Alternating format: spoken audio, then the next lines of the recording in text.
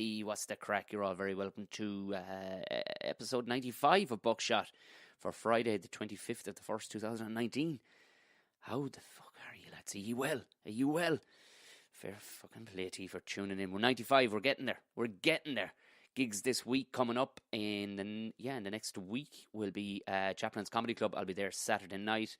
I'll be in the Comedy Shed on Monday night in town. I'll be at UCH in University Concert Hall in Limerick with Dave McSavage and John Cleary on next Tuesday. That's the 29th, 31st. I'll be in Pug Uglies in Belfast. A couple of lads were hitting me messages about that. If you click through, essentially, I think it's purely on the door. It's Dave Elliott's. It's a new club, so it's purely on the door for the minute. So turn up early, get there early. I'm not sure who else is on with me, but you know what I mean. If it's going to be a Belfast gig, it's going to be good fucking crack. That's it for that week anyway, and I'll be talking to you on Tuesday anyway. But also, thank you very much to Patreon gang.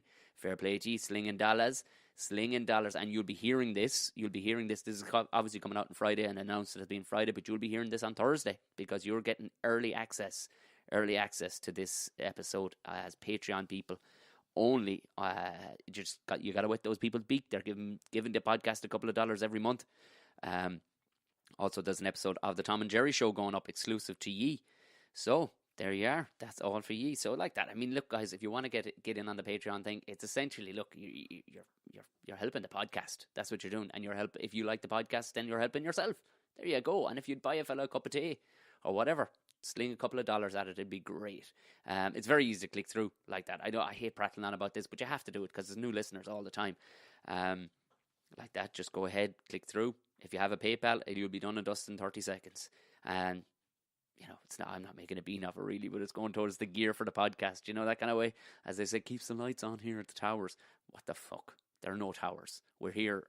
It buys new gear and better gear for the podcast. There you go. Also, there's a T Republic shop with some cool designs there from just the comedy stuff from the past, as well as all the logos and stuff like that. Some cool shit as people have gotten. I've ordered a hoodie there for Holly in the Laughter Lounge, because in fairness, she's been doing so much, opening up the Laughter Lounge to myself and the guests and all the rest of it. So that woman deserves a hoodie. Anyway, moving quickly along. Like I said, all the links will be in the description when you look down at the bottom of your phone or whatever you're listening to. Click through, have a gander at it. You get access to stuff that other people don't get if you want to go through the Patreon. My guest today is a former player with Leinster, Connacht, Sale Sharks and Ireland. Not all at the same time over there'd be some going, wouldn't it? Over a period of an unbelievable career, but a cool bloke. Bernard Jackman. He just, in fairness, like, we didn't know each other prior to this. We talked about 5 minutes beforehand, but when you listen to the podcast, you would swear we were friends for about 10 years. He was that cool of a cat, like, you know what I mean? I messaged him on Twitter because I just like the way he cut. I like the cut of his jib. He's a straight talking fella. And he was like, yeah, let's do it. I have that afternoon free. Let's go record a podcast. And it came out. I was delighted. And we didn't I didn't want to go down. Listen, it's a podcast, so it's a chat anyway. But I didn't want to go down the whole the whole punditry route. So tell me, like, you can listen to that on any rugby podcast. Do you know what I mean? And maybe, you know what, there's loads of meat in the bone. I wanted to get into loads of stuff, but we just didn't have time. We knocked out about an hour and a quarter. And really, that was it. That was all the time we had because the doors were getting locked up. So I think there's loads more meat left on the bone. Maybe we might do something around the World Cup because a coach, he's going to know everything there is to know about the game, really. So it'll be well worth chatting. And a sound skin to boot. We talked, about his time in Japan, how he basically comes from kind of an agri background, and he's, worked his way through an unbelievable career. And it was just very honest about things too, that kind of way. But it was actually, whether you're into sport or not, you're going to enjoy the chat because it's good crack, the chat. It opens up with us chatting about hair, essentially, and lack thereof, and our hatred for, and / jealousy for Hugh Jackman, which I'm informally or reliably told that he is actually a first cousin of Bernard. Do you know what? You're going to love this one. So sit back, tuck up your ears. Whatever you do with your ears when they go into listening mode. If you're on a bus, driving in the Jeep, whatever you're doing, enjoy the very, very, very fun Bernard Jackman.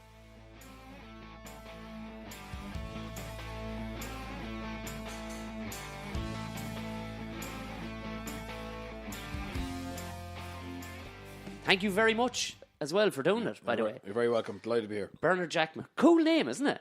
I don't know, is it? I don't know, because I look into names, like, and so, like, I don't know why, like, you're not related to Hugh in any way, like. No, my daughter wishes, because I have an Ava and he has an Ava as well, and in fairness, lots of girls in her class obviously think he's a fine thing, so, but unfortunately, no relation. He's some prick, isn't he, like?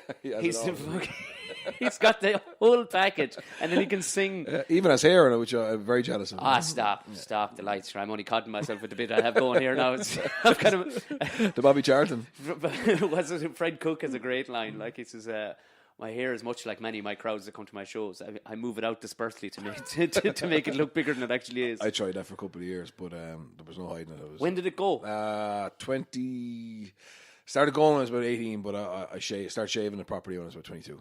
But see, you have a good shaped head, and on top of that too, a big head. Yeah. You know, but like my head is fucking too dense in the side of it. I don't know what happened to me. Like, but I've shaved it a few times, and it scares children when they look directly at me. Like, do you know what I mean? Yeah, all right, but by the time you lose it all, there'll be a good cream or a good ointment for it. I'm thinking that. Yeah, it's not far away, I'd say. I'd say a tablet maybe you could just take, and all of a sudden it sprouts again. But I don't. I look stupid with hair now.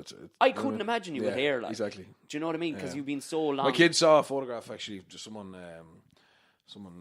sent something to my wife. It's a 10-year challenge or something. There's some yoke on Twitter.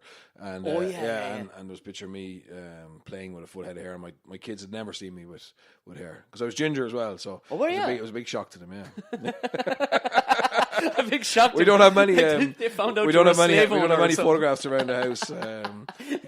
Put one over the fire to keep the kids away from the fire when they're small. I love the notion of you're sitting at the dinner table and you call the kids down. You're like, we have something to tell you. Your dad had hair one time, and he was a ginger on top of that. Yeah, something like that.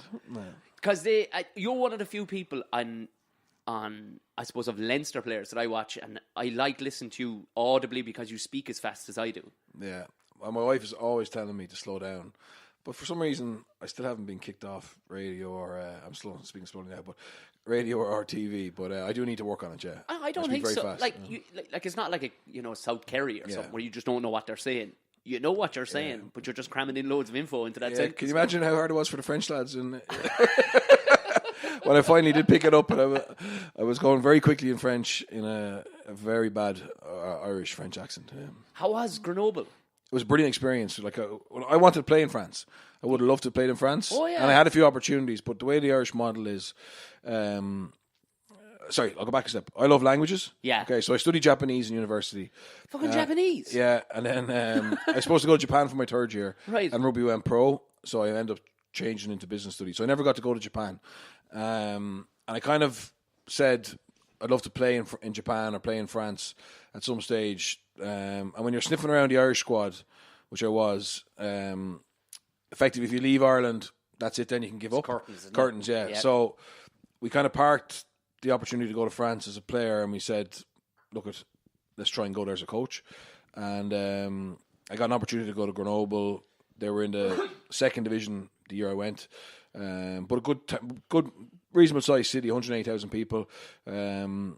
Historically had always been a top 16 club. Yeah. When they cut at the top 14, they got relegated and they got into financial trouble, so they struggled for about 8 years, but seemed to be a little more stable when I was going back there. And it was the only offer I had to go there. It's very hard for foreign coaches in France. So I got in and went for a year, said we'd see how we went, and stayed for 5, and it was brilliant. Like, top 14 is a very tough league, and I just think the French lifestyle is worth embracing. A good culture. Kids learn to ski on a Wednesday with school because we were in the French Alps. And did loads of travel, holidayed in France. Food is good, and I like my food. So it was brilliant. I watch programs like that. Like, have you ever seen Escape to the Chateau? Yeah, I love it. Yeah, brilliant. She's mad, isn't she?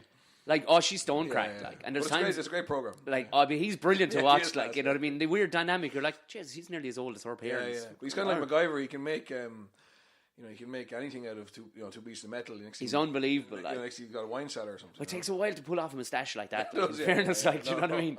You couldn't be pulling that off in your 20s. No, you couldn't. In fairness, we didn't do up a chateau, but we went there. Kids were young, 4 and 6. And we just felt it was a really good opportunity for them as well. Yeah. And they're bilingual now, and they speak like a French person. I speak like a paddy who can speak French. And apparently that'll never change because basically how you use your tongue. You develop that. If you don't develop that early in your life, Right. it's very, very difficult to have the authentic accent with the R's, etc. So, but no, it was good. I enjoyed getting stuck into it and made some good friends, and yeah, it was brilliant. 5 years was great. But we wanted the kids to come back to Ireland and kind of be Irish as well. Yeah. Because I think that's the thing. I didn't really realize that it's only in maybe the last few months. Like a lot of people that live abroad that aren't Irish, I didn't realize how much we strongly identify with being Irish, and there's actual pride in it. You don't massive. really think of it like. It's massive, but we have a very good. It's a great place to bring up kids. It's a great place to live. And I lived in Manchester when I was 20. I played for Sale Sharks. I've also been in Wales for the last year and a half. I was commuting back and forth to family who were here. Christ, because you don't want the kids getting a Welsh accent. No, we definitely don't. Jesus. Particularly not Newport.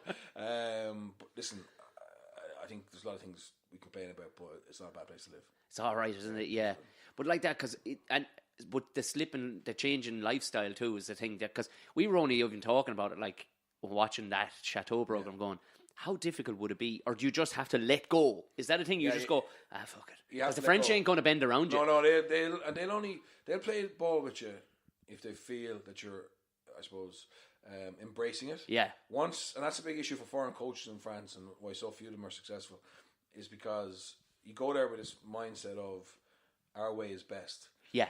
And they absolutely hate that. You know what I mean? So they like the organisation that they call Anglo-Saxon. Right, okay. They call it Anglo-Saxon mentality. Everything has to be structured, everything has to be planned. Whereas they like to basically wake up on the day of the match. If they wake up on the right side of the bed, they play well. But Monday, Tuesday, Wednesday don't really count.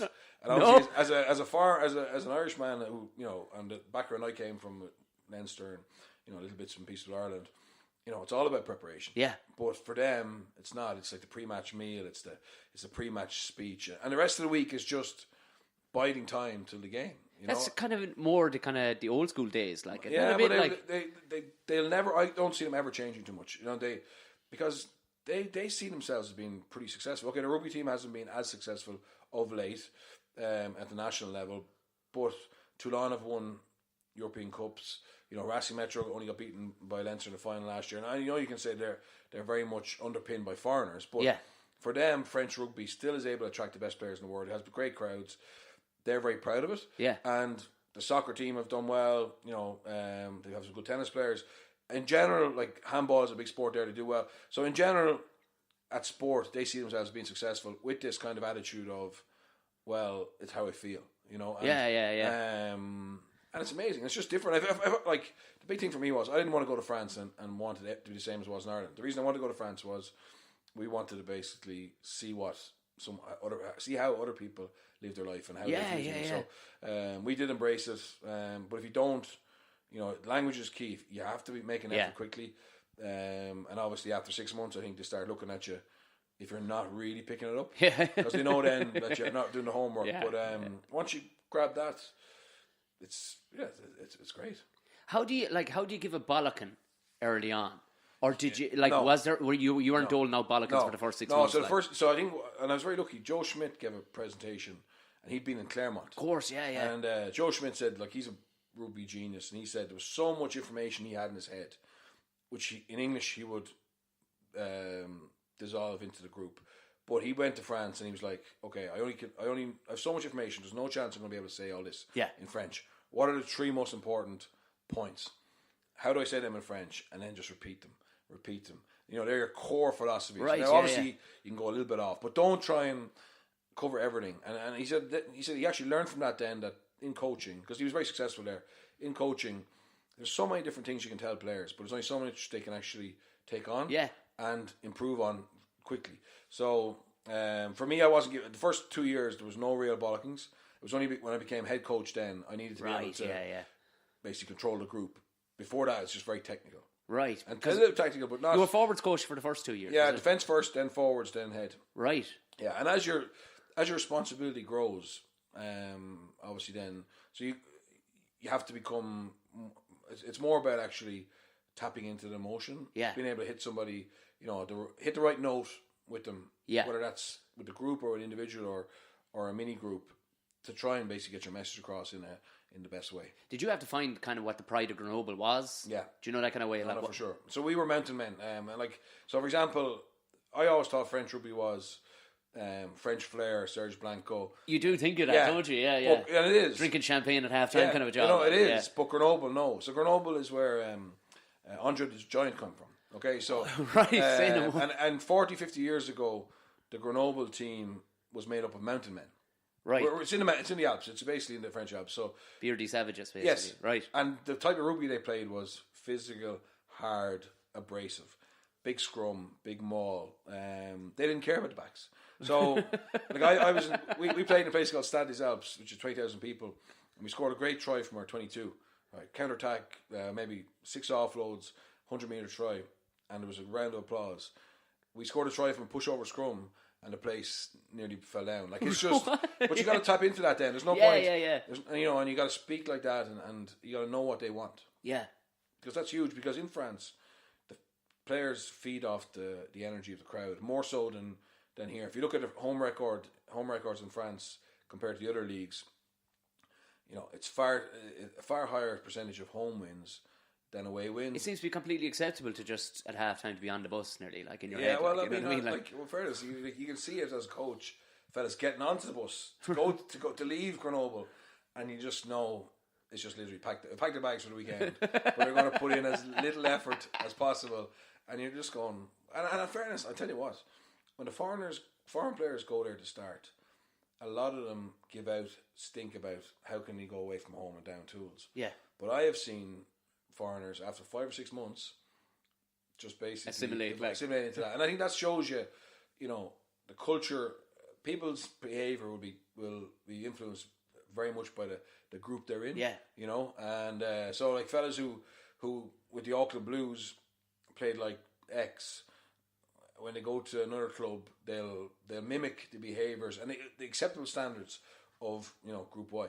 And why? Because you hear stories like during training grounds of French teams and stuff, like busting out the baguettes and a drop of wine maybe and smoke a couple of eggs and stuff. Like, was that? Well, I tell you what they're big into now. We didn't give. Well, we had wine. We had wine. But they would only have half a glass of wine. Oh, fair enough. Yeah. No, but seriously, it's not. But it depends on that. So for us, like GA teams have drink bans for months. Club teams. Yeah. But over there, it's acceptable for like your 10-year-old son to have a sip of wine with you at your meal. Fair enough. So they don't see having a glass of wine with their dinner.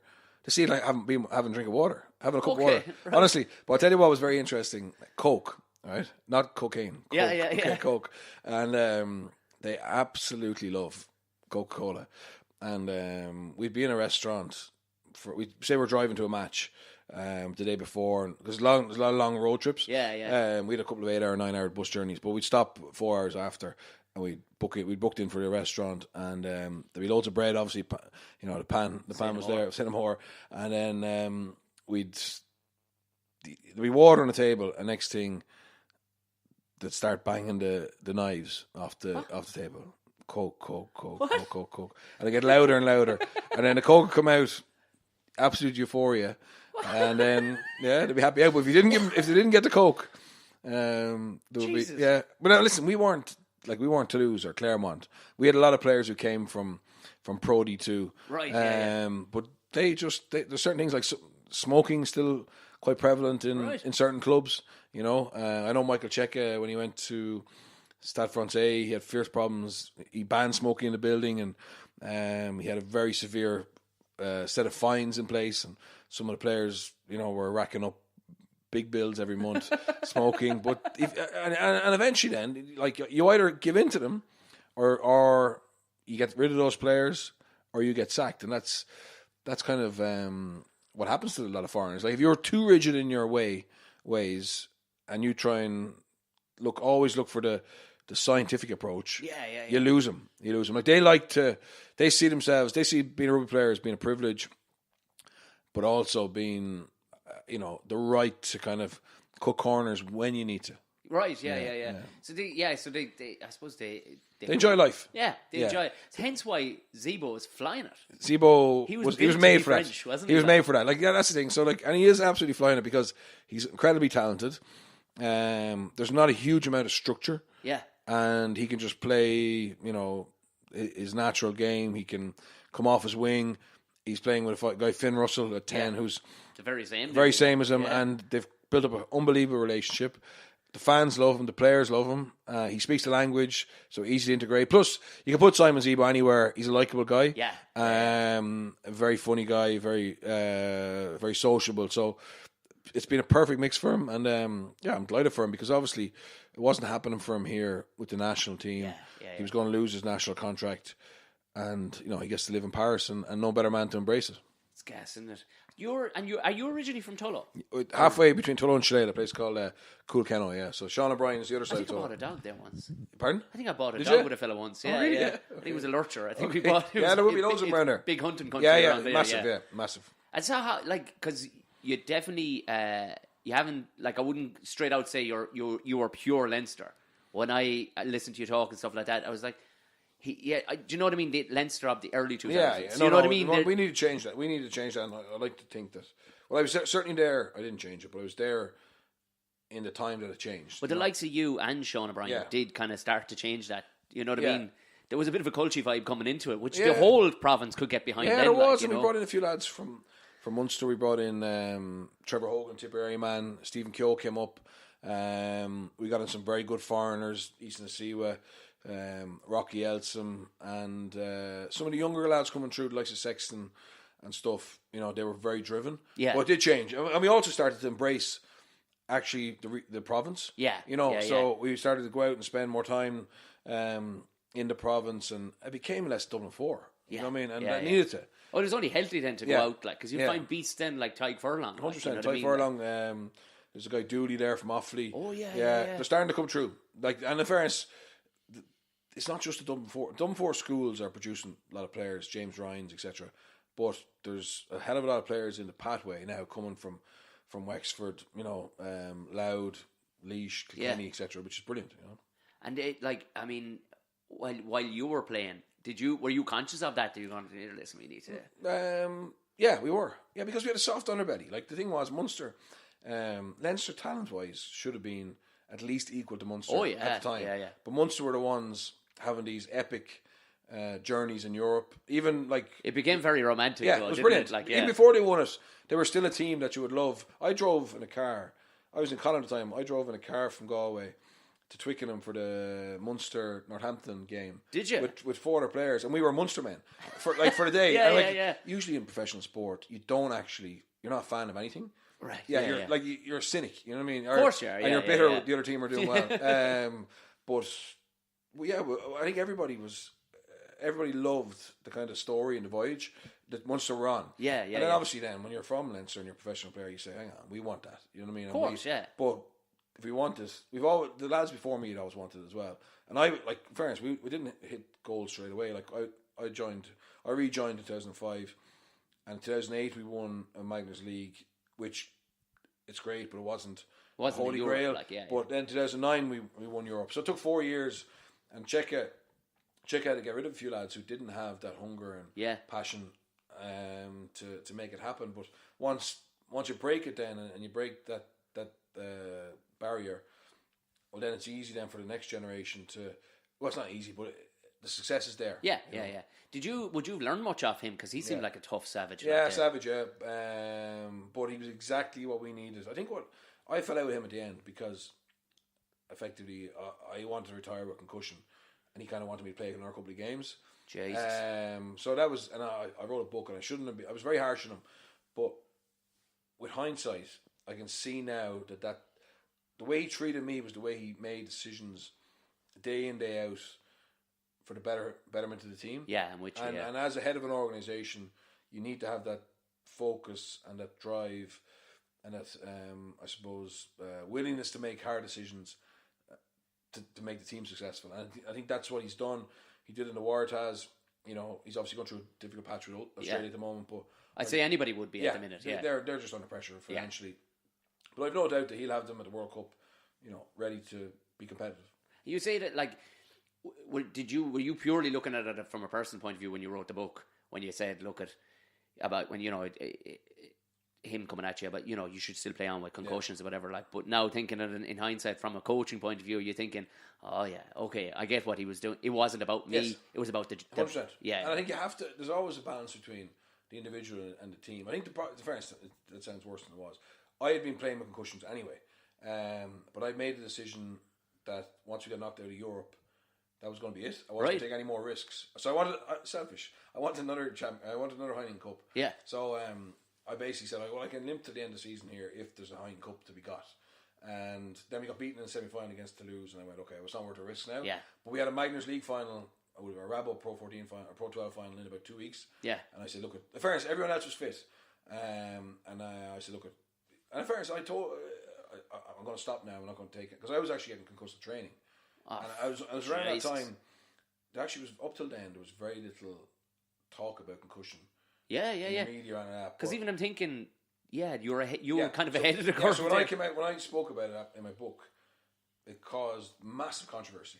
Did John Fogarty He came after me. Yeah, oh right, yeah. So Fogarty came after me, and he so he was. I played with John. I'm very close to him, but he had to retire about 2 years after me. Yeah. But obviously now it's high profile. Yeah. But at the time it was just around the NFL case against the CTE, wasn't it? Yeah. CTE.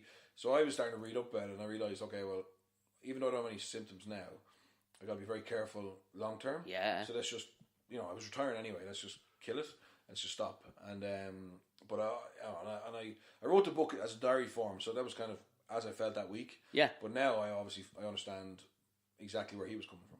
You'll notice because your book is called Blue Blooded, isn't it? Yeah. You'll notice to colour your microphone in mine, just for the sake when I give it a red one. This is Quinny's microphone. This is Quinny's microphone. This is red blooded, yeah. But to be fair, he's been sidestepping this podcast. I think he's frightened. No, you'll get him. I think he's frightened. He's seen me do stand up, so Yeah. I'm only up the road from him. But he's seen me do stand up, and I think he thinks it might be something like that, or I might tell him something about Tipperary Town that he doesn't want. Fair enough. Yeah. You probably know stories about him from when he was younger.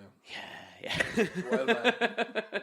Well, with the surname Quinlan, living in Tipperary, Sure. it's kind of it's synonymous. Like there's, you must come across some headers even in your time, like what I mean. Yeah, listen, I think that was the beauty of being.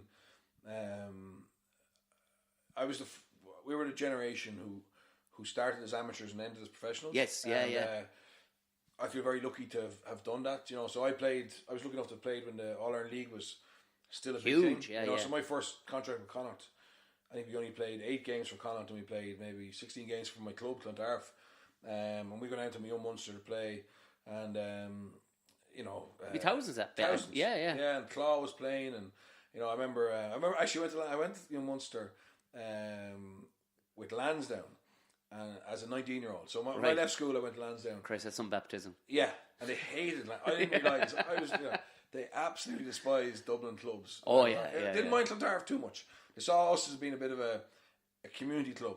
But any of the posh efforts. But I remember we were in the dressing room, and I think our captain, I don't know who it was giving a bit of his pep talk, and we heard the young Munster dressing room, and they were absolutely climbing the walls. Yeah. And anyway, next thing, usually the referee gives a polite knock. Yeah. To say time to go out. Check your studs. The door gets kicked in off the hinges. It's Peter Classy. Oh jeez. Come out, you. See you. Oh, you can say whatever you want on this podcast. Trust me. So I was going. Okay. Well, this is what it's at, and then I was obviously a hooker, and you go to get a ball. There'd be no ball boys. The ball would be kicked off the pitch. It'd be along by the hoarding, and you'd go to pick it up, and you just see the absolute hatred. You know what I mean? Hatred of women. I know the men didn't get the men were further up the bank, and abuse. But it was great. That's what you like. Oh yeah. I prefer to be involved in a sport or a play or as a coach where there's intensity, passion, and it means something. Yeah. The Sunday league, pub football stuff where people are just playing for exercise. I've no interest in that. So I loved. It was a great experience for me to have been part of that. And then obviously, going to Thomond with Leinster was brilliant. Going to Ravenhill with Leinster or Connacht. I was very lucky to be part of it. Well, it's the same as I mean, it's not but it is the same in stand-up comedy in that it doesn't matter what way the audience are, so long as there's energy in them. Yeah, whether they're vicious and baying for blood or they're a powerful crack, doesn't matter because once you've energy, if there's no energy, there's zero crack to play in. Exactly. Like, you know what I mean? And as a youngster, I think that's why Munster probably had a run in Leinster, because they were used to these Munster Cup games. Yeah. Shannon, hatred Gary Owen, from next door, like winning the game 6-5. Understand. That's why I know it's 15 years later, but like Munster winning last week against Exeter 9-8 or whatever it was, or 9-7. Yeah. With a kick with 10 minutes to go, like that's their heritage. Pure AIL. That's pure AIL. Yeah. And that's the why amount of games, like, because I played 20s with Shannon, and then like the seconds or whatever when I was in college, and Jesus Christ, the amount of games that were won or lost 9-7. Like, you know what I mean? Shannon had about 5 ALs or maybe more. They'd 6 even when I was there. And okay, in afterwards you saw they had great players, etc. But it was their ability just to win those tight games and play cup rugby and manage momentum, and that fed into the Munster team. And it's a good thing to have it as part of your DNA. I remember hearing a story. It was Keith Wood had come back to Munster for a year, and it was around Christmas time. They played, a few of them went back to play AIL with their clubs, and he packed down against Claw. Yeah. And Claw kicked him straight in the mouth. That's right, yeah. Like, and they were essentially best friends. Yeah. And he just kind of looked, because he'd been Englishified so much. Yeah. And he's like, "Fuck you. Yeah. This is this is young Munster against Shannon. We hate each other." And that's probably one of my regrets. A little bit in terms of the game. I think the game is very healthy here, but that's gone. Yeah. Like they don't get the. I mean, even the parochial pride. Even 5-6 years ago, if they played a UBL game on a Friday night, Gary Owen, Shannon, they're still getting 4,000. Yeah. But it's starting to slide now. It's all about the provinces. But that was brilliant, and the fact that you could be a team, I think that served Munster well as well. Having 2 bases, so you had your Cork and your Limerick base. Yeah. So the boys, there wasn't that familiarity that you get from being together all the time, and there's real rivalry between the two cities. It was, and even talking with like the likes of like Leamy and that, I was asking him, like, and he was saying, he says you would be kind of a bit wary of a fella, and to take you a year or two even to get noticed. So you might hit him a couple of pucks of training, like just fuck him, like Sure. And that was the beauty of it. But I suppose, what can you do with the UBL now at this stage? Like, unless TG Carr stood in or something and just sent a camera just to try and promote it. Because I remember coming home from like under 14 matches on a Saturday morning, and you'd be straight in the door because you knew Shannon were playing Gary Owen and it was on RT, and you'd see 12,000-13,000 at games, like, and it was as good as watching.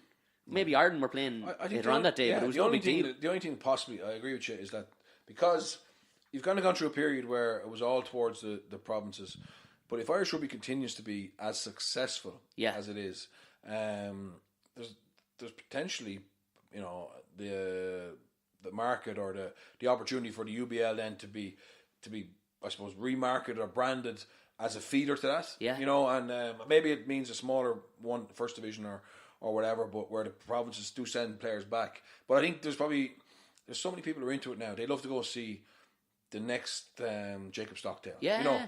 And I tell you, they're there, because I went to a Con Shannon match last season, and I swear to God, there was at least 8-9 fellas on that could seamlessly slot into a squad anywhere in Ireland. Sure. Because you're going, okay, you'd need a couple of months to catch up speed, like Sean Cronin's brother, just slotted beautifully in there, and you're kind of going, Jesus, he should be getting way more exposure, lads. Yeah. I think they might. I think they tried an A-League this year with the Welsh. Was like an under-23s competition, and that obviously took away a lot of players from the UBL clubs early doors. Yeah, but there's no commercial revenue in that. You know what I mean? Like, it's effectively, and also, I would see. I think people who identify with a club more. Yeah, because everyone has a link to a club somewhere. Yeah, but if they can believe that they're seeing the next generation coming, plus the few old stalwarts who from working in the bank or taught you in school, it takes all sorts to, and that's what's great about the league as well. I think for young pros to go in on Tuesday, Thursday and train with lads who are working on a building site or whatever, it just brings them down to reality as well, because you can sometimes get pampered a little bit in the pro game, and you think because you're in an academy you have a divine right to have a career. You actually don't. Get into academies when you start. And wouldn't it serve him better though to actually be back playing matches and to get a couple of clatters and things like that? You know what I mean? Well, I think they all have personal development plans. So it depends. There's some lads who need 3 or 4 months in the gym. There's some lads who need rehab and etc. But I think there's definitely they do all need to play. Playing is a huge part of it. It's just where those games come from. But yeah, I'd love to see the I don't see it'll ever get back to where it was, but definitely to be a vibrant, thriving league again would be great. Yeah, I think some really smart young YouTuber could make it. I reckon could make a killing if they had the gear, which they do tend to have the gear. Yeah. Go set up at these matches. Well, to be honest, I've actually watched a couple of games when Mike Prendergast was over in. No, he's not in Poland. No, he's in Stad now. Stad with Paul. But when he was in Grenoble, he just finished as young Munster coach, and obviously kept a big interest in it. Yeah. And I remember streaming games the odd time that some clubs who were obviously more advanced were putting games on their Facebook page and things like that, and we'd watch them. You know what I mean? So there's definitely a market there, but it's probably just to be something more consistent. So on a Friday night, you're going to get it. You know what I mean? And it's going to be across. You can pick your game maybe. Because and when you went to Wales that time, because they were all over the shop, like I mean, provincial wise, like were you nearly there as also on an advisory level, because you'd seen what academies could do, like you know what I mean, like so I think, listen, the Dragons have for about 5 years been running on fumes, and the old board or the old owners were trying to sell them, right, and then basically there was a lot of tire kickers, right, so they had 6 months wasted with somebody and then they'd pull out. So effectively they got fed up because they were hemorrhaging money and also hemorrhaging money but still weren't putting any money into development. Right, and eventually the WRU decided to step in, because if not it was going to go belly up and go under, so they're going to go to 3 regions. So they bought Rodney Parade, but the problem was the academy had been neglected for 4 or 5 years. Right. So they weren't able to contract young lads. So the good young lads in our region went somewhere else. Yeah, of course. Or they gave up or whatever. So effectively we had to restructure our academy and start at ground level, which for us was 18. Yeah. Now, and so we gave 18-year-olds professional debuts last year. But they were kids who, they shouldn't have got debut because effectively they're only 4, 5, 6 months in a pro environment, whereas the Leinster kids are pretty much, Leinster have their hands on them from when they were 14, 15. Of course. So an 18-year-old in Ireland is, in terms of training age, is probably the same as a 21-year-old Welsh kid. But it'll take a while for those kids to mature. Games but at least the process has started. Right. Yeah.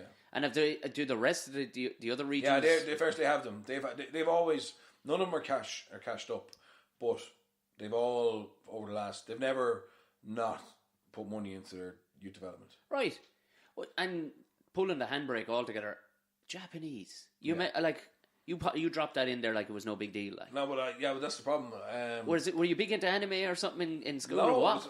This is unbelievable. So Carlo isn't a hotbed of Japanese. No, I went to. We're family are cattle eaters, and right. I'm still big into it, right? Right. But, we're in the beef industry ourselves. Yeah. Okay. Well, we tough times at the moment, but uncertainty. But we basically because we're cattle eaters, lorries will be coming to our farm at any time of day or night, right? Right.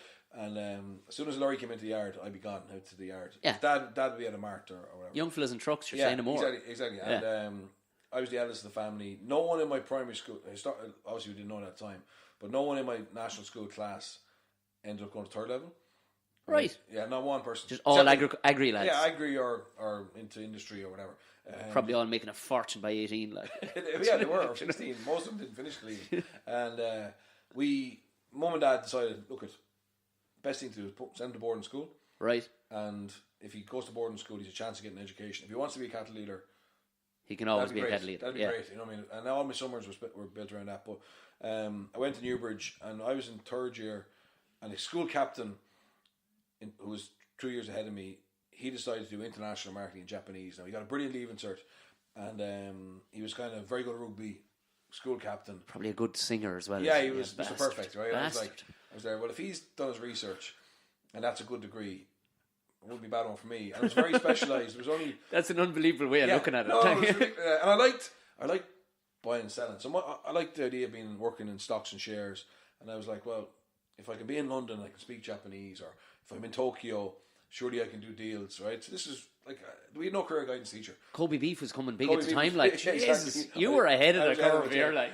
And I was like, okay, well, look at, and also, there was 20 people in the first crop in DCU, and 16 of them were were girls, right? Right. And I was like, okay, well, I knew the Japanese love rugby. Yeah. Right? So I was like, well, because the third year of the course was 6 months in college, which is fine, but then you had 6 months work experience. Oh, sound. And effectively in Japan, the rugby teams are actually all big corporations. Yeah, because it's like Panasonic had a team. Yeah, there Panasonic, Toyota have 2 teams, Kobe Steel, Sony. So they're all basically in Japan, Japanese corporate law, 1.5% of your turnover has to go into sport. Okay? Really? Yeah, so the employees all have access to yoga, gym, but the best way to spend is have a rugby team. All right? Because also the Japanese love the values of rugby. Okay? Right, okay, yeah. The respect for your opponent, respect for the referee, sharing time or sharing experience together. So they love that. And I was like, well, I'll be able to get a very good work placement. Yeah. Way better than anyone else in my class. Not because of my level of Japanese and my brains. Because you're rugby. I play rugby. And I said, then I'll have really good contacts over there. Blah, blah. So that was all on plan. Now I barely passed first year. I barely passed second year. But I realised, the Japanese part of it, I realised that once, I backed myself once I got over there. Yeah. And especially if I had a proper job and I had a social outlet through rugby. Yeah. You know, people think you go to a foreign country, you're naturally going to pick up the language.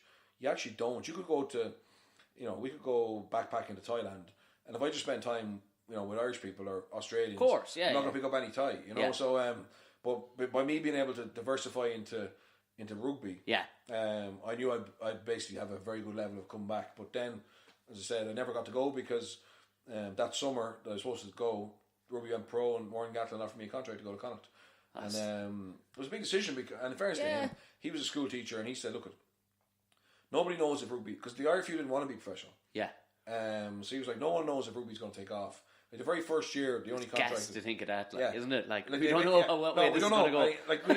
The rumor was it might go belly up in a year and back to amateur. So he was like, if it does go belly up, you'll be one of only 20 players in Ireland who, because the first year they only contracted 20. Right. On full-time contracts, and the rest are on part-time. Right. So he said, you'll be one of only 20 people in Ireland to ever have been a pro rugby player in Ireland, which is, it's a nice thing. Or not a nice thing, but it's noteworthy. Well, it's cool to cool, say, yeah. And then the other thing is, if you do go to Japan, whoever has your contract and whatever other people stay in Ireland, you're going to come back in Japan and no one's going to know who you are, what you are. Yeah, of course, You mustn't forget about it. Just go and be a Japanese teacher or go and work in London. So I was like, okay, well, I wanted to get a degree. So he let me transfer into business studies in DCU. DCU let me transfer, and I forgot about Japanese, but I ended up going there. So I stopped Japanese in 97, and then I went there. I got my first cap in Japan in 2005. Did you? And we were there for 2 weeks, and by the second week, little bits and pieces were starting to come back. Did you have to force yourself out and kind of talk to people in shops and stuff like that? Yeah, right? Well, of course, Frankie Sheen made me. They all heard about that. I did Japanese, so I was official tour guide. Right. So anytime we got lost or I had to get off the bus and ask lads where to go and stuff, for sure, I was sending them the wrong way. Business wise, he's a fella to keep in with. He's, it's pretty. I think he's what he's done over the last couple of years in terms of creating this event. Unbelievable, and getting in world class speakers and getting Richard Branson to take his shirt off with Conor McGregor on the stage. Yeah. That's fair going. That's fair going. It is. And that Frankie was like that. Frankie was always had a very strong personality. Yeah. And he wasn't aging to start, but this is, I think what he's doing is phenomenal. And I suppose kind of fending for yourself in a professional game, it probably does, and especially the fact that you went into coaching. I can't imagine coaching a pro rugby team. Like, it must take over every moment of your life. There's no balance to it. And I suppose you went into a place too, whatever about Grenoble, going into the Dragons, you went into a place the wheels weren't, there was no wheels to be found, they were in the shed still. Like, but I like that too in terms of its challenge. Okay. But what you need to finish, to make that work, you need support and you need backing and you need money. Like, the reality is, if you could run a club on a shoestring, well, Saracens and Leinster will be doing it. Racing will be doing it. There you Like, go, that's the reality. And it's the same in football. It's the same across nearly all sports. Every now and again, you'll have an outlier like Connacht or Leicester City. But to have continued success, there needs to be a certain level of funding to put the right people in place. Yeah. Facilities are important, but I think people are more important.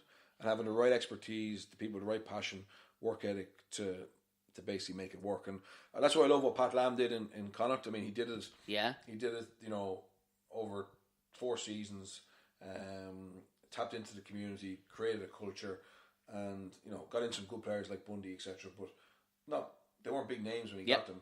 And turned Connacht around, and now he's gone to Bristol. It's a different model in Bristol.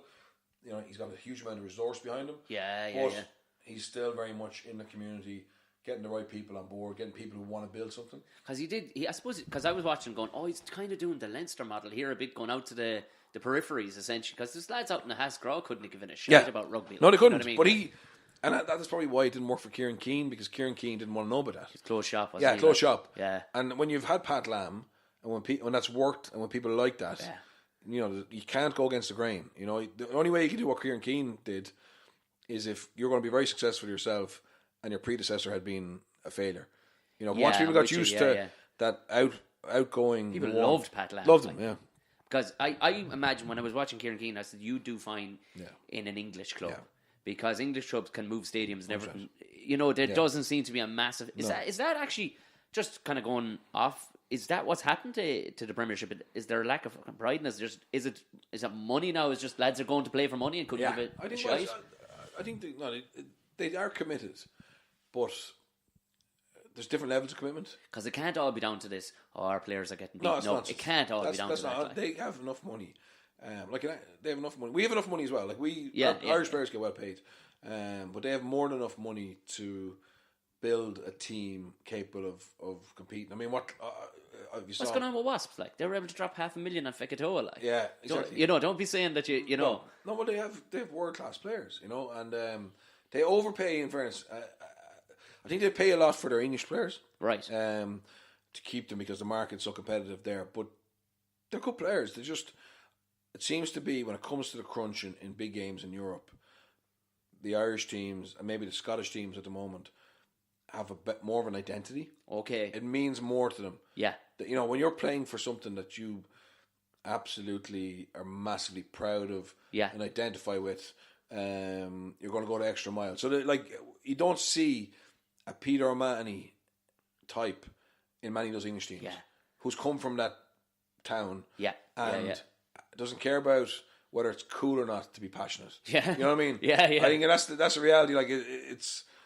sometimes maybe in some of those English teams that they're nearly too cool to care. I'm with you, Now they'll go out and they'll make their tackles and but it's about them rather than the big picture. I'm with you. Yeah. That's but look, if you look at Saracens aren't about that. Saracens, everybody in Saracens throughout the organisation are absolutely passionate about Saracens. Well, look who's coaching them, I suppose. You know what I mean? Irish fella. You know what I mean? So they've tapped into that. Mark McCall was part of the Ulster team who won, the first European Cup. And he knows when you get the identity right and you get... and the fairness to Saracens, they've got some academy graduates, but they've brought in foreigners or brought in fellas from other clubs, but they all buy into it. Yeah. And I think the other English clubs, they're looking for excuses around too many games, salary caps. But the reality is, are they doing enough to create a real special bond and identity? Yeah. Because I suppose an identity is a big thing, isn't it? Because even I had Dean Rock on and about the Gaelic football team, Dublin, and he was saying it was very much they brought in a specialist. I think he worked with the All Blacks, and I think he worked with NATO and stuff. Yeah. And like that, there's the fable stories of the All Blacks sweeping up the dressing room afterwards, and these things. But it was the real deal. You're not. It's the jerseys on your back is everything. We're all part of the one thing. And once he drilled that in, and that's why the Dublin team are quite likeable, even though they're winning all around them. I think those players, if you look at those players, they all, and it sounds so corny and cheesy, but to leave the jersey in a better place, they actually understand that they're literally passing through. Oh, it's cheesy as hell, but you're looking. No, I know, but they seem to not have. Well, obviously they keep it in the house to do, but egos don't really matter. So, Bernard Brogan, coming off the bench or not getting off the bench, and there's no toys for out of the pram. Everybody is just not happy to be there, but everybody understands that whatever role they can play, they play to the best of their ability to help the team be successful. And that's all the All Black stuff is. I mean, lots of teams now are sweeping the dressing rooms, but they don't play like the All Blacks. Yeah, of course. That's just it was something that people caught on to, but that's just an example or a symbol of kind of how they want to behave. Yeah. You know what I mean? It doesn't make any better as a rugby player today, but if you've got enough of that kind of type of person in your room, so the big thing is like no dickheads rule. Yeah. So if there's a 50-50 call or a 40-60 call between two players, they'll go for the fella who is more likable and more of a team man. Yeah. Whereas before, they would pick the star player, the Carlos Spencers. Yeah, of course. Yeah. Who on his day can be unbelievable, but consistently over 3 seasons, is going to have a lot of ups and downs, and maybe make the team worse because of type of guy he is, for example. Because I remember reading, I think it was there was a picture. It was, I don't know, it was a newspaper or something, but it was of CJ Stander and Peter O'Mahony kissing at training because they'd had a massive punch up. Yeah, well, that's a big thing. That's been in Irish rugby for years. Has it? If you and you have to go up the front of the bus if you're in Irish camp.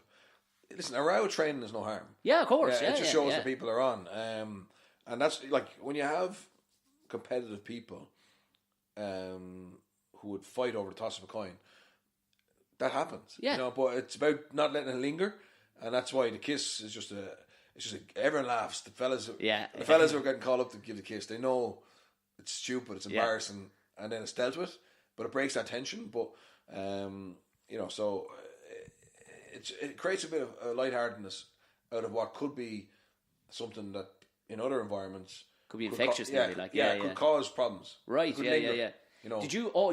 What song did you sing on your first cap? Red as the Rose. Did you? Yeah, Connacht song. Can you sing? No, brutally.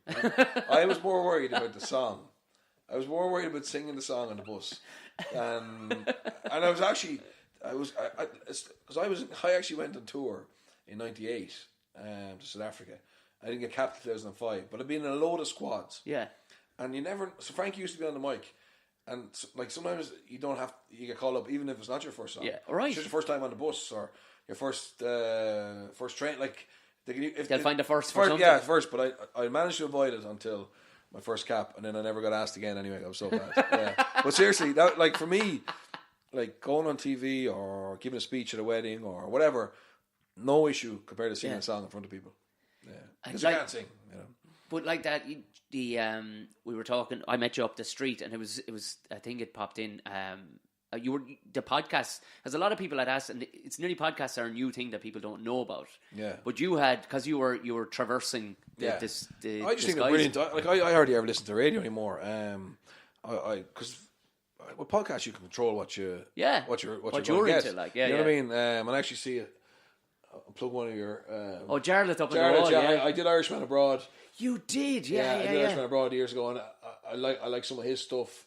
I like a lot of the sport stuff. I like the psychology, and I think they're brilliant. But like I said to you, I was commuting back and forth to Wales until December, so I was listening to a lot of podcasts, and since then I've been doing a school run. So 10 minutes isn't enough to get stuck into one. I like having an hour and a half or whatever to. And to be fair, a lot of my ones now you don't want to play while the children are in the car. I can imagine. That is just but they are great. There's an education in my one for them that they'll get later in life. They don't need it just yet. But because that was the thing, because I just tweeted you and you were on it straight away. But I was looking at your Twitter feed and you seem to kind of be a man, like you retweet a lot of other people. Like you know what I mean? Is that something you're conscious of? Going, fuck it, you know what? He needs an old. Yeah. So I think so. I think listen, I have 20,000 followers there, but I like to see people doing well. I like to try and. I've been very lucky. So when I like all my life, people have done things for me or let me see behind the scenes or whatever. Like I went to New Zealand. Example is I went to New Zealand when I was. There was a coaching job going in Grenoble, coaching defence. Right. I'd never coached defence, right? I had no interest in defence, okay? But that was the only job that was going there, right? Give it a go. Yeah, I'll give it a go. So I basically said in the interview, look, if you give me the job, the interview was in March, the job was to start in June. I'll go to New Zealand and I will spend 5-6 weeks there. That was smart thinking. And I'll upskill myself, right? So I got the job and went to New Zealand. But I only had Brent Pope coaching from Tarf. Yeah. And I went to New Zealand basically for 5 weeks. I had did you go to one club or? No, I had an inward flight into Dunedin. So Sydney, Auckland, Dunedin, and an outbound flight, Auckland, Sydney, Dublin. Right. And I had 5 weeks in between. And literally, Otago Highlanders said, look, he can stay for a week with us. Right. But after that, we're going to South Africa. Because they play in the Super Rugby competition. Yeah, of course. So we can't, you can't come to South Africa with us, right? So I was like, okay, well, that'll do me. And then from there, in fairness, they were unbelievable. They rang, when they were leaving, Todd Blackadder, who was in the Crusaders. Crusaders, yeah. He said, yeah, send him up. So I went up there. Then he sent me to Mark Hammett, who was in the Hurricanes. Then they sent me to the Chiefs. And then they sent me to the Blues. So, like I said, that was unbelievable for me to see 5 regions, or 5 Super Rugby franchises. It's unbelievably sound. Yeah, and like the whole access, coaches' meetings, video reviews, everything. And I just went, well, listen, if these clubs who've got like Dan Carter, because they were all Richie McCaw, Crusaders, if they're not bothered and so pretentious that, an Irish lad can go in there and ask questions and, listen to them have a cut off each other about, tactics or missed tackles or, well, that's the way to be. So ever since then, I've always been unbelievably open. Like, we've had a load of coaches from, like, we used to get emails from Romania, Georgia, Italy, young coaches who wanted to come and watch us train in Grenoble. And I always tried to be as hospitable as I can. And yeah, that's just, it's no skin off my nose to just be nice, you know what I mean? Yeah, because people typically don't. I think people, I suppose it shows a sign of confidence. And it's the same in the entertainment world, like that you will find people giving you time that have, they're confident in their own abilities, like, you know what I mean? Well, look, you can pretend you're flat out and massively busy, but like I had the afternoon off. It's nice to be asked to do something. Yeah. And, I enjoy podcasts, I enjoy comedians, so nice to meet you. You know what I mean? It's not. Yeah. Like, I just think people, if there's time to do it and it doesn't cost you anything, just do it. You know what I mean? And did you, since doing following on with business and stuff like that? Because what I was kind of saying earlier about the likes of coaching, and I mean, stand up does set you up for a lot of things. Like, I mean, it doesn't, like. You find yourself walking into situations like I do a lot of hosting of whether it be crazy affairs of things or very, very black tie affairs, but it's absolute meat and drink because you go out there to 400 animals on like a Saturday night. It's not a bother to you. The first 50 times you do it, you're breaking it or whatever, will you get it right? And after that, you're off to the races. So nothing else really stresses you out too much. Do you think, like, obviously you played pro, and then you've had some amount of left around, and then you went coaching. Do you reckon coaching probably has set you up mentally to go, I could be handy now at something. Yeah, no, you sure. know what I mean? It wouldn't freak you out now to have a go at something. No. Maybe I will. You know what I mean? I'm looking, like, there's lots of different things on the horizon, but I think it's a brilliant experience to get where you've got to get set up in front of 40 fellas, particularly in the Dragons, where you have to stand up in front of 40 fellas on a Monday morning, and no matter how bad a place you were in, and no matter what the score was, so we lost the game to Leinster, nearly, I think it was 60 points, and Monday morning you have to be able to stand up in front of them and convince them that there's light at the end of the tunnel, and not hide away from what's happened. You need to be able to do the post-mortem, but at the end of that post-mortem, by midday, they have to be able to have a couple of different things to hang their hat on, to say that'll never happen to us again, and that's hard because as the head of the organisation, you or me are responsible for that, and it's not just it's back down to the girls who cook the breakfast for us. Right? They're Dragons fans, and everybody's involved. But so I think the pressure and the scrutiny is a great test of your resilience. And I think communication, if you're a reasonable communicator, I think you could probably do a lot of jobs reasonably well. And as long as you've got a good work ethic and you learn from your mistakes, or if you've got a growth mindset, well then crack on. And where did you reckon you learned that? Because in fairness, you played for good teams. Like but I was dropped.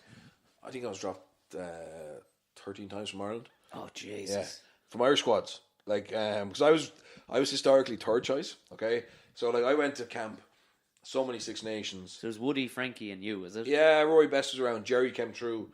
Shane Byrne. Yeah. It was good hookers. Some terrible haircuts. Terrible haircuts. Like at the start, there was Ross Nesdale, Woody, Alan Clark. But the reality was, if you're third choice hooker, you're kind of saying, it's 5 games here. I'll be in for one of them. You know what I mean? Yeah. Suddenly then, there's 5-6 years go by, and you're like, oh, maybe I won't get a cap. You know what I mean? And you got to deal with that. And I just think that I've been very lucky that I'm quite resilient. And every time I got a setback, like I actually got lost. So when I came back from Sale, I had no contract for a year, none whatsoever. And I got a job as a medical rep. And I played. Did you walk away from Sale, No, yeah. So I did. So I walked away from Sale. I had 2 years left. Sorry, we signed a 2-year contract there, and before I went to it's a mad story. I was in Connacht. Yeah. The IRFU brought in a rule that you couldn't move province. What? Okay. Yeah. It was only there for a while, right? It was yeah. there at a bad time for me. So I wanted to go to Leinster. I'm a Leinster man, and I wanted to go to Leinster. And Gatlin was gone. He'd gone to Ireland. Connacht weren't going as well as they were when he was there.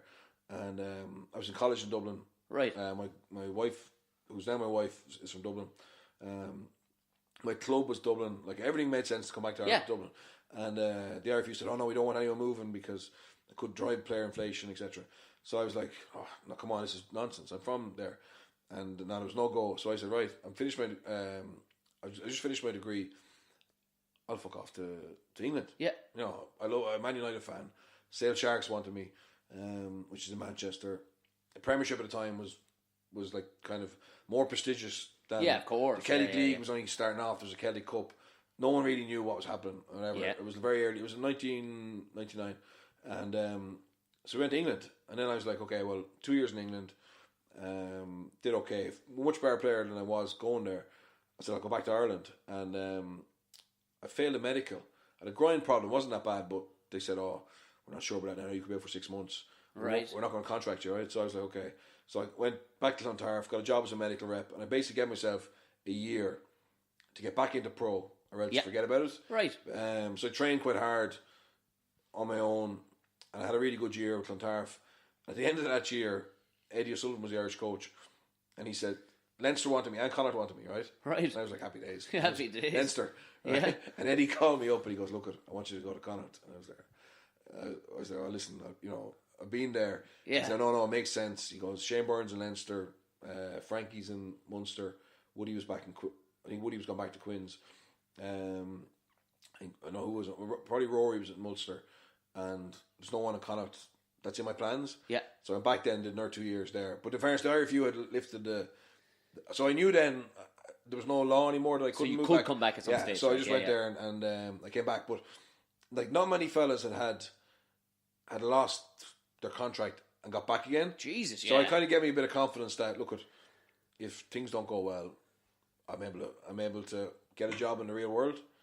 Whereas that's it's a massive hindrance for a lot of players of performance, is their fear of the real world. Of course. Yeah. So instead of making it better, so for some fellas are able to harness that and go, "I'm going to work my ass off. I'm going to play on the pitch. I'm going to leave nothing behind me." Whereas other people, that fear of not performing, and the challenge they face after rugby, makes them actually not play well.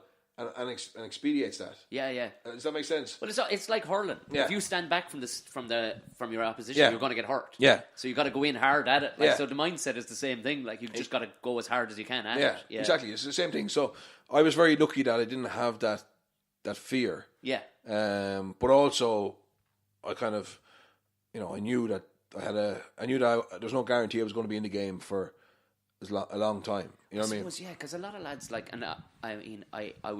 played with lads who went on to become professionals, but meeting them with them afterwards, you can, while they were professional and stuff like that, you could see their arses were completely wiped. Yeah. Like, you know what I mean?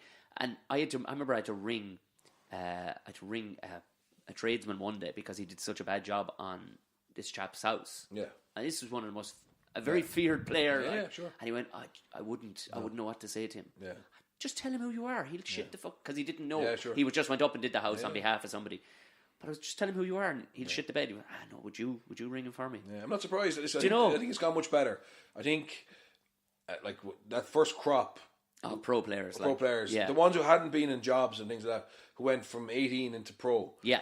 They didn't have a lot of the normal life skills. Of course. That now the next generation have. The IRFU have been very smart in terms of understanding that these kids are missing out on the normal J1s. Yeah. The normal, working on a building site in London for the summer to get enough money to go to college. Yeah. They're not getting that. And going they're on trying the sesh chasing women. They're trying to create environments that aren't around going to sesh chasing women. Yeah. Or and it's kind of like some of it's stimulated or how would you say fabricated. But if you've got the right people running it, you get the same test of people's character. And hopefully, better all around. It's healthier, I suppose, mentally too. Like, you know what I mean? You do need to have it. You're not shitting it. Like, you know what I mean? When if a day comes, you're going, you can't play with that hip. Yeah. Oh, right. Now I've got to go back into the real world That's again. Right.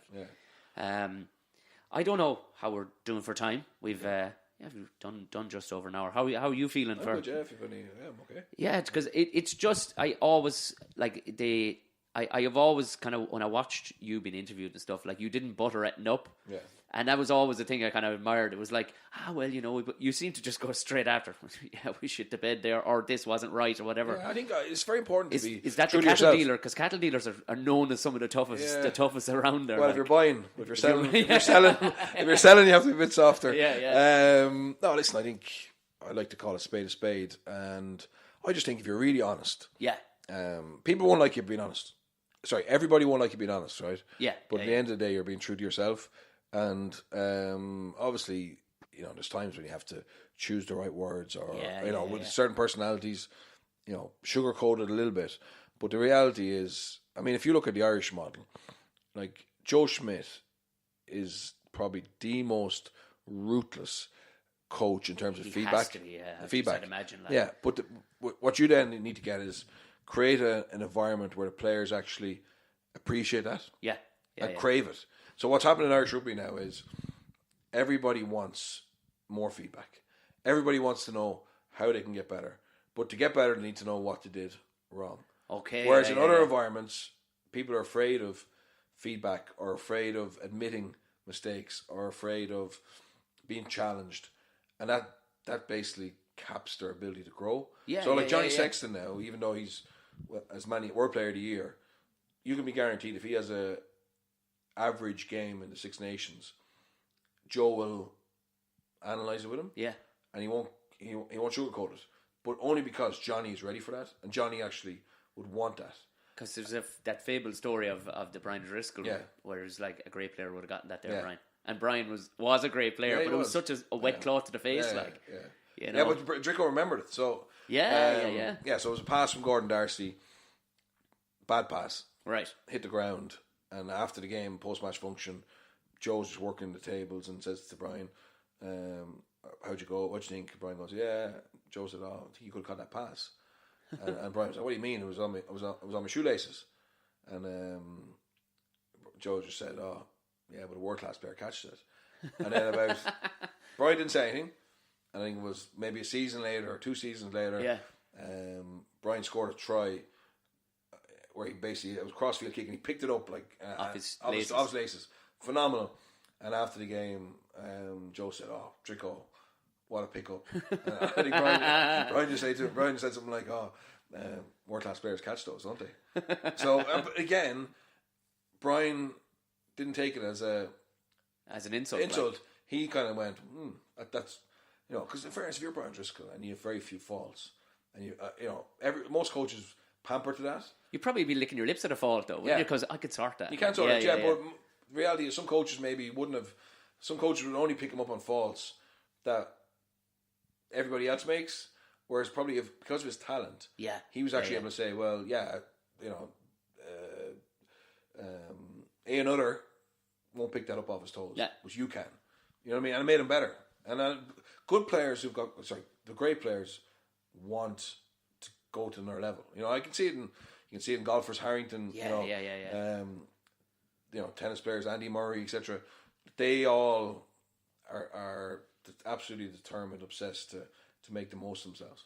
It's and it's funny that you talk about that, and then the flip side to the amateur game. Did you ever come across Tony Buckley? Yeah, I played with Buckley. Buckley went to Newbridge, so Buckley's very frustrating Yeah, example. I played 20s with him. Like he was that size when we were all 18. Well, Newbridge, he was in boarding school. Newbridge, he was a freak of nature. Yeah. He kept the Connacht. Like if I understood if you'd give him loads of chances. To give it to the podcast listeners, to anybody, he was fit at 21 stone, and he was 6'5" with size 16 shoes. Like he'd Mars bars for free. He came into our house one day, ate everything out of our fridge, and that was just him snacking while I was upstairs just showering, before we headed out because we were going for a couple of drinks, and it was just very easy going fella. Fierce. The game, he had strength. He had a natural strength. Like I mean, in a time when fellas are in the gym, he had strength that he was born with. It sounds ridiculous, but he was just born strong. I remember he came on against Wasps, and there was a second row. Can't remember his surname, and he made they were camped on the whatchamacallit. He was playing for Munster at the time, and he caught a hold. Simon Shaw. Yes, was it against England actually? Huge man. Yeah. And he just caught him and threw him like a child. That's right, yeah. No, he used to be. He used to counter ruck on his own. Yeah. Like if the only way scrum halves are taking ages to box kick now. Yeah. Like if Buckley was playing, like he could actually shift 5 people, and like you're up against, like it's not him going out and playing against J1 team. He was going out into Twickenham. Yeah. Against Simon Shaw, who's a big, British and Irish line, huge man, 6'6", 20 stone. Tony Buckley could do. He could do whatever he wanted. The problem was he just he didn't want to. Yeah, well, there was times when if he had the same kind of drive as Peter Mahoney, but then everyone's different. You know what I mean? Everyone's different. I kind of like that. Yeah, rugby it's good. Too, and it's like, well, he had the injuries and all the rest of it. Sale, I think, but he just kind of jacked it. But also the stories that I heard back because it was just talking with, I think it was an ex-Shannon player, Buddy Healy. Yeah, no, but Buddy, hilarious. Healy was and he was just saying the crack wasn't in it for him anymore. Like, no, because he enjoyed a couple of pints and smoke of a fag and stuff like that. Yeah. When fellas are looking over your shoulder, you're going, no, and in fairness, that's at least he's his own man. Yeah, you know what I mean? Honest and like everybody tried to make him the same as everyone else. Yeah, but he didn't. Yeah, as you said, he didn't enjoy it. He had a few injuries, and I think apparently there was illness in his family and stuff like that. So he just drifted away from the game. But like, look at how can we criticize him? I'm not sure if he has a medal. He's played for Munster, which is a province, and he played for Ireland. Yeah. How bad? Yeah, you know what I mean? How bad? But there's fellas, at the bar stool who've never done that and criticising him. Well, this is exactly it. Bernard, this has actually been dynamite. I'd say we have to wrap up. I think Holly needs to lock the doors on this place. You've enough Twitter followers.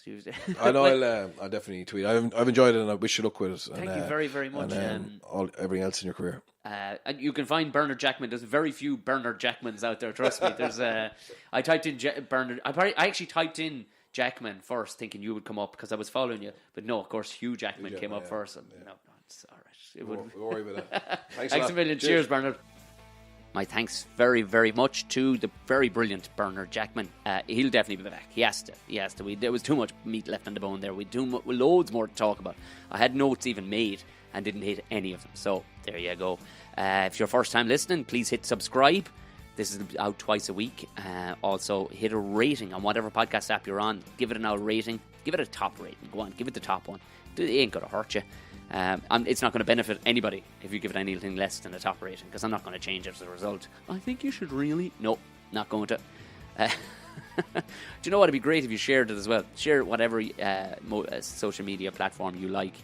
Fired up there, be great. The more they listen, the better. Also, those are the gigs for the week. Like I said, I'll be in Chaplain's this Saturday night inside in town. I'll be in the Comedy Shed next Monday on the 28th, 29th. I'll be in UCH Limerick, and the 31st I'll be in Pug Uglies in Belfast. Right, you go on away, have a smashing weekend, and sure, I'll talk to you on Tuesday, lads.